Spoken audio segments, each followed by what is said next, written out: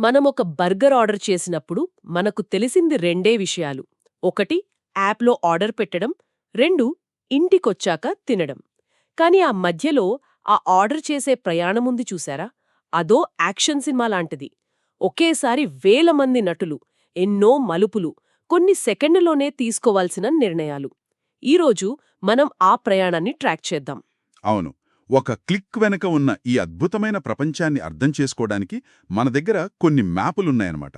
అంటే స్విగ్గీ లాంటి కంపెనీల టెక్ బ్లాగులు, నేషనల్ యూనివర్సిటీ ఆఫ్ సింగపూర్, వాటన్ వంటి పెద్ద సంస్థల పరిశోధనలు, ఇంకా మెకిన్జీ లాంటి వ్యాపార విశ్లేషకుల నివేదికలు, వీటన్నింటినీ కలిపి చూస్తూ ఆ ఒక్క ఆర్డర్ ప్రయాణాన్ని మనం ఫాలో అవుదాం. సో మన లక్ష్యం ఒక్కటే, కస్టమర్లు, రెస్టారెంట్లు, ఇంకా డెలివరీ భాగస్వాములు. ఈ ముగ్గురు మధ్య నడిచే ఈ సిస్టమ్ వెనుకున్న టెక్నాలజీ ఏంటి, డబ్బు లెక్కలేంటి, వాటన్నింటినీ కలిపి నడిపే ఆ మ్యాజిక్ ఏంటో తెలుసుకోవాలి. సరే, మొదలు పెడదామా? తప్పకుండా. ఓకే. ముందుగా మనం యాప్ తెరిచినప్పుడు మనకు కొన్ని రెస్టారెంట్స్ పైకి కనిపిస్తాయి. అవి ఎప్పుడు ఒకేలా ఉండవు, అవేమి ర్యాండమ్గా వచ్చినట్టు కూడా అనిపించవు. అక్కడ ఏం జరుగుతోందసలు? అది యాదృచ్ఛికం కాదు. దాని వెనుక ఒక తెలివైన మెదడు పనిచేస్తుంది. దాన్ని ర్యాంకింగ్ అల్గారిథం అంటారు. దాన్ని ఒక పర్సనల్ షెఫ్ లాగా ఊహించుకోవచ్చు. దానికి మన పాత ఆర్డర్లు, మనకు ఏ వంటకాలు ఇష్టము, మనం ఎక్కడున్నాం, ఇప్పుడు టైం ఎంతయింది అన్నీ తెలుసు. ఓ! అవును. ఉదయాన్నే మనకు ఇడ్లీ, దోశ చూపిస్తుంది, రాత్రికి బిర్యానీ చూపిస్తుంది. ఆర్టిఫిషియల్ ఇంటెలిజెన్స్ అంటే ఏఐ మనకు ఏమి కావాలో ముందే ఊహిస్తుందన్నమాట. ఓకే, అది నా ఇష్టాలను బట్టి చూపిస్తుంది. బావుంది. కానీ కొన్నిసార్లు నాకు దగ్గర్లో లేని రెస్టారెంట్లు కూడా కనిపిస్తాయి. దానికేమైనా కారణముందా? తప్పకుండా ఉంది. ఇక్కడే బ్యాచ్ లాజిక్ అనే మరో కాన్సెప్ట్ వస్తుంది. సిస్టమ్ ఇలా ఆలోచిస్తుంది. ఈ కస్టమర్ ఉన్న ఏరియాలో ఇప్పటికే ఒక డెలివరీ డ్రైవర్ ఉన్నాడు. అతను ఫలానా రెస్టారెంట్ వైపు వెళ్తున్నాడు. ఆ రెస్టారెంట్ను కూడా ఈ కస్టమర్కు చూపిస్తే, ఒకవేళ ఆర్డర్ ఇస్తే ఆ డ్రైవర్ ఒకే ట్రిప్లో 2 ఆర్డర్లు పికప్ చేసుకోవచ్చు. దీనివల్ల కంపెనీకి ఇంధనం, డ్రైవర్కు సమయం ఆదా అవుతాయి. అద్భుతం. సరే, మనకు నచ్చిన రెస్టారెంట్ ఎంచుకుని ఆర్డర్ బటన్ నొక్కగానే నాకైతే మ్యాప్లో ఒక చిన్న చుక్క కదలడం మొదలవుతుంది. కానీ తెర వెనక జరిగే అసలు ప్రాసెస్ ఒక రాకెట్ లాంచ్ అంత కాంప్లెక్స్గా ఉంటుందని మన సోర్సెస్ చెప్తున్నాయి. ఆ మొదటి కొన్ని సెకండ్లలో ఏం జరుగుతుంది? మీరన్నది నిజం. ఆ బటన్ నొక్కిన మిల్లీసెకండ్లలో ఆర్డర్ మేనేజ్మెంట్ సిస్టమ్ అంటే ఓఎంఎస్ అనే ఒక పెద్ద యంత్రాంగం మేల్కొంటుంది. దాన్ని ఆ మొత్తం ఆపరేషన్కు బ్రెయిన్ లేదా ఒక ఎయిర్ ట్రాఫిక్ కంట్రోలర్ అని చెప్పొచ్చు. ఓకే. దాని మొదటి పని వెంటనే రెస్టారెంట్లో ఉన్న టాబ్లెట్కు ఒక సిగ్నల్ పంపడం, మీకొక కొత్త ఆర్డర్ వచ్చింది అని. రెస్టారెంట్ ఆ ఆర్డర్ను 60 నుంచి 120 సెకండ్లలోపు అంగీకరించాలి. అదే సమయంలో డ్రైవర్ కోసం వెతుకుతుందా? దగ్గర్లో ఉన్న ఎవరినో ఒకరిని పంపేస్తుందా? అక్కడే ఉంది అసలు టెక్నాలజీ. సరైన రైడర్ కోసం వెతకడం మొదలుపెడుతుంది. ఇది కేవలం దగ్గరగా ఉన్న డ్రైవర్ను ఎంచుకోదు. చాలా విషయాలు పరిగణనలోకి తీసుకుంటుంది. ఆ రైడర్ సాధారణంగా ఎంత స్పీడ్గా వెళతాడు, అతని ఫోన్ బ్యాటరీ ఎంత ఉంది. ఫోన్ బ్యాటరీ కూడానా? అవును. అతను ఇప్పటికే ఏదైనా డెలివరీ పూర్తి చేసి మనవైపు వస్తున్నాడా, ఈరోజు అతను ఇప్పటికే ఎన్ని ఆర్డర్లు పూర్తి చేశాడు, అలసిపోయాడా, ఇవన్నీ ఒక పెద్ద గణిత సమస్య. కానీ ఏఐ ఈ సమస్యను కొన్ని మిల్లీసెకండ్లోనే పరిష్కరించి ఆ ఆర్డర్కు అత్యంత సరైన వ్యక్తిని గుర్తిస్తుంది. సరే, సిస్టమ్ అయితే ఒక డ్రైవర్ను ఎంచుకుంది. కానీ ఆ డ్రైవర్ ఫోన్లో ఆ టైంలో ఏం జరుగుతుంది? వాళ్లకొచ్చేది కేవలం టింగ్ అనే ఒక నోటిఫికేషన్ మాత్రమేనా, లేక దాని వెనుక ఇంకా పెద్ద కథ ఉందా? దాని వెనుక ఒక ప్రత్యేకమైన ప్రపంచమే ఉంది. మన కస్టమర్ యాప్ వేరు, డెలివరీ భాగస్వామి యాప్ వేరు. స్విగ్గీ వాళ్ల టెక్ బ్లాగ్ ప్రకారం వాళ్ళు డ్రైవర్ యాప్ను డిజైన్ చేయడానికి కిస్ అనే సూత్రాన్ని ఫాలో అయ్యారు.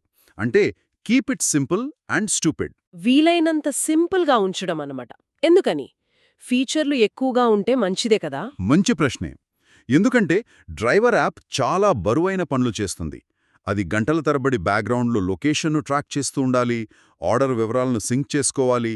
ఇవన్నీ ఫోన్ బ్యాటరీని, ప్రాసెసర్ను ఎక్కువగా వాడతాయి కదా. అవును, కరెక్ట్. అందుకే వాళ్ళొక తెలివైన పని చేశారు. యాప్ ఇంటర్ఫేస్ అంటే మనకు స్క్రీన్ మీద కనిపించే బటన్లు, మెనూలు, వాటిని రియాక్ట్ నేటివ్ అనే టెక్నాలజీతో కట్టారు. దీనివల్ల ఒకే కోడ్తో అటు ఆండ్రాయిడ్, ఇటు ఐఫోన్ రెండింటిలోనూ యాప్ పనిచేస్తుంది. ఓకే. కానీ బ్యాటరీని ఎక్కువగా వాడే లొకేషన్ ట్రాకింగ్ వంటి బరువైన పనులను మాత్రం నేరుగా ఫోన్ ఆపరేటింగ్ సిస్టంతో మాట్లాడే నేటివ్ కోడ్లో రాశారు.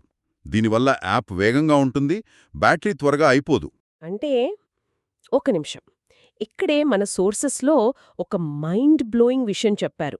ఇది కేవలం ఒక యాప్ కాదట. ఇది ఒకేసారి 3 వేర్వేరు ప్రపంచాలను, అంటే కస్టమర్ యాప్, రెస్టారెంట్ డాష్బోర్డ్, ఇంకా డ్రైవర్ యాప్లను నడిపే ఒక వ్యవస్థ. అదెలా? ఖచ్చితంగా. అందుకే దీన్ని త్రిముఖ వాణిజ్య వేదిక లేదా 3-వే మార్కెట్ ప్లేస్ అంటారు. దీని ఒక 3 కాళ్ల కుర్చీలో ఊహించుకోండి. కస్టమర్, రెస్టారెంట్, డ్రైవర్, ఈ ముగ్గురు 3 కాళ్ళు. ఓ అలాగా. ఏ ఒక్క కాలు బలహీనపడినా, అంటే యాప్ క్రాష్ అయినా, ఆర్డర్లు రాకపోయినా, లేదా డ్రైవర్లు అందుబాటులో లేకపోయినా కుర్చీ మొత్తం కూలిపోతుంది. మన సోర్సెస్ ప్రకారం వీటిలో ఏ ఒక్క సిస్టమ్ 30 సెకండ్ల పాటు ఆగిపోయినా మొత్తం వ్యవస్థ కుప్పకూలిపోవచ్చు. 30 సెకండ్లేనా? అందుకేనేమో యాప్ డౌన్ అయితే ట్విట్టర్లో అంత పెద్ద గొడవ జరుగుతోంది. మరి ఇంత సున్నితమైన వ్యవస్థను వాళ్ళు ఎలా కాపాడుకుంటారు? దానికి వాళ్ళు నిరంతరం యాప్ ఆరోగ్యాన్ని మానిటర్ చేస్తూ ఉంటారు. వాళ్ళ టెక్ బ్లాక్ ప్రకారం స్విగ్గీ యాప్ 99.9% వినియోగదారులకు స్థిరంగా పనిచేస్తుంది. దీనికోసం వాళ్ళు న్యూరెలిక్, ఫైర్ బేస్ క్రాష్లిటిక్స్ వంటి టూల్స్ వాడతారు. వీటిని యాప్కు 24 గంటలు పనిచేసే డాక్టర్లనుకోవచ్చు.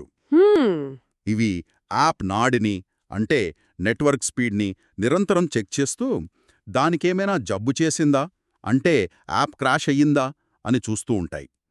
చిన్న సమస్య వచ్చినా వెంటనే ఇంజనీర్లకు అలర్ట్స్ పంపుతాయి. ఓకే, ఆర్డర్ వచ్చింది, రెస్టారెంట్ అంగీకరించింది, డ్రైవర్ యాప్ సరిగ్గా పనిచేస్తోంది. ఇప్పుడు అసలు సమస్య.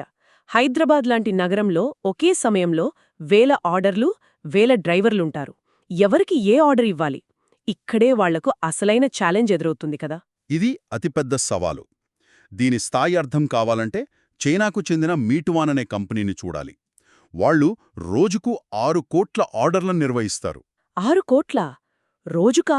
అవును, ఆ సంఖ్య ఊహించుకోవడానికే కష్టంగా ఉంది. మొదట్లో వాళ్ల వ్యవస్థ కూడా చాలా వరకు మాన్యువల్గా ఉండేది.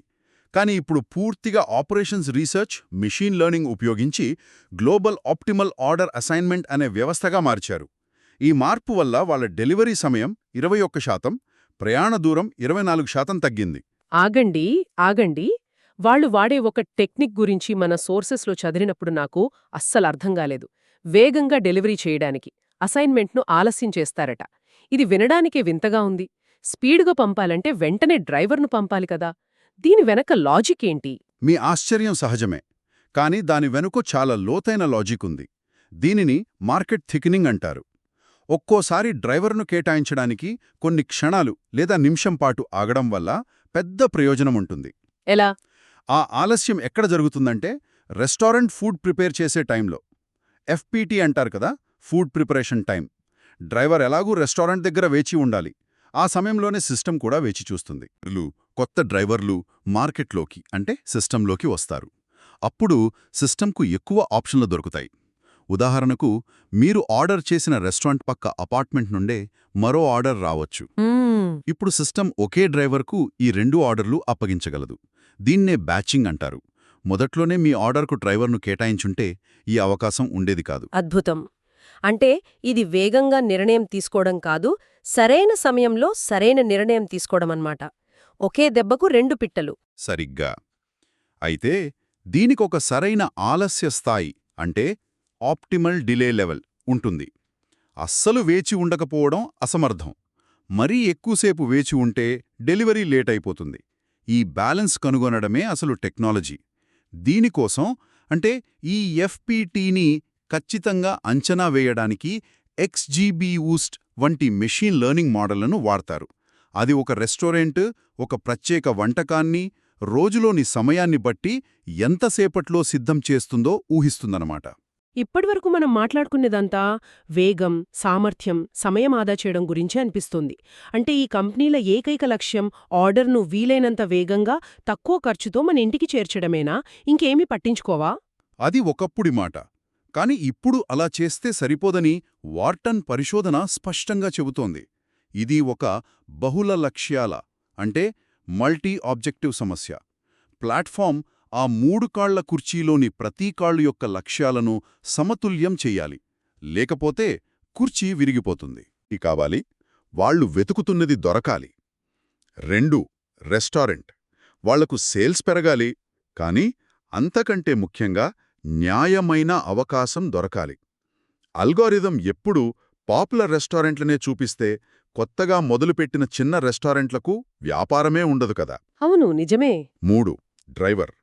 వారు తమ సమయానికి తగిన సంపాదనలు పెంచుకోవాలి. ఈ 3 విభిన్నమైన, కొన్నిసార్లు పరస్పర విరుద్ధమైన లక్ష్యాలను ఒకే అల్గారిథం ఎలా బ్యాలెన్స్ చేస్తుంది? ఇది దాదాపు అసాధ్యంలా అనిపిస్తోంది. మల్టీ ఆబ్జెక్టివ్ హైరార్కికల్ రికమెండర్ అనే ఒక ఫ్రేమ్వర్క్ను డెవలప్ చేశారు. ఇది ఒక తెలివైన మధ్యవర్తి లాంటిది.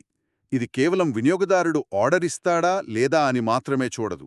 దాంతోపాటు మార్కెట్ ప్లేస్, ఫేర్నెస్ అంటే కొత్త రెస్టారెంట్లకు కూడా తగినన్ని అవకాశాలు ఇవ్వడం వంటి లాంగ్ టర్మ్ లక్ష్యాలను కూడా పరిగణనలోకి తీసుకుంటుంది. దీనివల్ల ఫలితాలెలా ఉన్నాయి?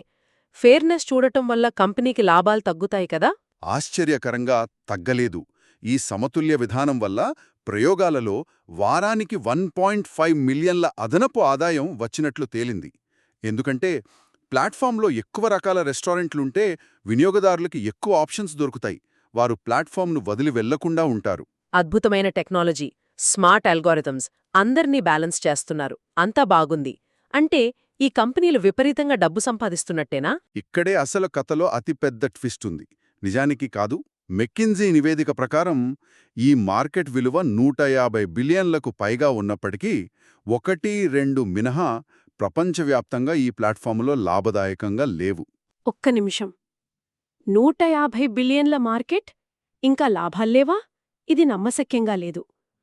మరి ఈ కంపెనీల విలువ వేల కోట్ల డాలర్లు ఎలా ఉంది? ఈ లెక్కలెక్కడో తేడా కొడుతున్నట్టు అనిపించడం లేదా? మీ సందేహం సరైందే. ఈ బిజినెస్ మోడల్ను అర్థం చేసుకోవాలంటే ఒక సాధారణ ఆర్డర్ ఆర్థిక లెక్కలను మన మూలాలు వివరిస్తున్నట్టుగా చూద్దాం. ఉదాహరణకు ఒక కస్టమర్ భోజనం కోసం సుమారు $35 చెల్లించారనుకుందాం. ఓకే, $35. అందులో రెస్టారెంట్కెంత వెళ్తుంది? ప్లాట్ఫామ్కి ఎంత మిగులుతుంది? ఆ $35లో రెస్టారెంట్కి అందేది సుమారు $19.40 మాత్రమే. అంటే దాదాపు 30% కమిషను ప్లాట్ఫామ్ తీసుకుంటుంది. ప్లాట్ఫామ్కు సుమారు $11.10 వస్తుంది. కానీ కథ ఇక్కడతో అయిపోలేదు. ఆ 11.10 నుండి వాళ్లు డెలివరీ డ్రైవర్కు చెల్లించాలి, యాడ్స్ కోసం మార్కెటింగ్ ఖర్చులు, ఐటీ ఖర్చులు, జీతాలు అన్నీ భరించాలి. $1.20? Yes. అంటే ₹100 కన్నా తక్కువ. అందుకే ఇది అధిక స్కేలున్న వ్యాపారం అంటారా? అంటే రోజుకు లక్షలాది ఆర్డర్లు జరిగితేనే ఈ చిన్న చిన్న మార్జిన్లు కలిసి పెద్ద లాభాలుగా మారతాయి. సరిగ్గా. ఈ ఆర్థిక ఒత్తిడి ఎక్కువగా సాంప్రదాయ రెస్టారెంట్లపై పడుతుంది. డెలివరీల ద్వారా వారి అమ్మకాలు పెరుగుతున్న మాట వాస్తవమే. కానీ ప్లాట్ఫామ్కు అంత పెద్ద కమిషన్ చెల్లించడం వల్ల వారి లాభాలు తగ్గిపోతున్నాయి. ఇది డార్క్ కిచెన్ల పెరుగుదలకు దారితీసింది. డార్క్ కిచెన్లా? అవేంటి? ఇవి కేవలం డెలివరీ కోసం పనిచేసే కిచెన్లు. వీటికి రెస్టారెంట్లాగా ఖరీదైన ప్రదేశం, కస్టమర్లు కూర్చోడానికి స్థలం, సర్వర్లు ఇలాంటివేమీ అవసరం లేదు. కేవలం ఒక కిచెన్ ఉంటే చాలు. దీనివల్ల వాటి నిర్వహణ ఖర్చులు చాలా తక్కువగా ఉంటాయి. అందుకే అవి ప్లాట్ఫామ్ కమిషన్లను సులభంగా భరించగలుగుతున్నాయి. ఒక సాధారణ క్లిక్తో మొదలుపెట్టి వినియోగదారులు, రెస్టారెంట్లు, డ్రైవర్ల అవసరాలను బ్యాలెన్స్ చేసే ఒక సంక్లిష్టమైన టెక్నాలజీ, లాజిస్టిక్స్, ఆర్థిక వ్యవస్థ వరకు మనం ప్రయాణించాం. ర్యాంకింగ్ అల్గారిథంల నుండి మార్కెట్ థికినింగ్ వంటి తెలివైన వ్యూహాల వరకు, మరియు చివరకు ఈ బిజినెస్ మోడల్ యొక్క కఠినమైన ఆర్థిక వాస్తవాల వరకు చూశాం. అవును.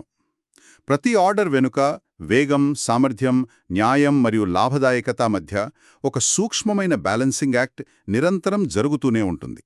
ఆ బ్యాలెన్స్ దొరికినప్పుడే ఆ 3 కాళ్ల కుర్చీ స్థిరంగా నిలబడుతుంది. ముగించే ముందు ఒక ఆలోచింపజేసే ప్రశ్న. భవిష్యత్తు కేవలం ప్రస్తుత వ్యవస్థను మెరుగుపరచడం మాత్రమే కాదు, దానిలోని మూలాలను మార్చడం కూడా కావచ్చు. మనం ఫుడ్ ప్రిపరేషన్ టైంను అంచనా వేయడం గురించి మాట్లాడాం. కానీ ఒక డ్రైవర్ వేగాన్ని రియల్ టైంలో ట్రాఫిక్, వాతావరణాన్ని బట్టి అంచనా వేయడం, లేదా డెలివరీ కోసం ఆటోనమస్ రోబోట్లను ఉపయోగించడం గురించి ఆలోచించండి. ఈ ప్లాట్ఫాములు ఒక నగరం యొక్క జీవక్రియకు సంబంధించిన నిజ సమయ మ్యాప్ను నిర్మిస్తున్నాయి. ప్రజలు ఎక్కడ ఉన్నారు, ఏమి తినాలనుకుంటున్నారు, మరియు దానిని 30 నిమిషాల్లో ఎలా చేరవేయాలో తెలిసిన ఈ అద్భుతమైన వ్యవస్థతో భవిష్యత్తులో ఇంకేమి చేయవచ్చు.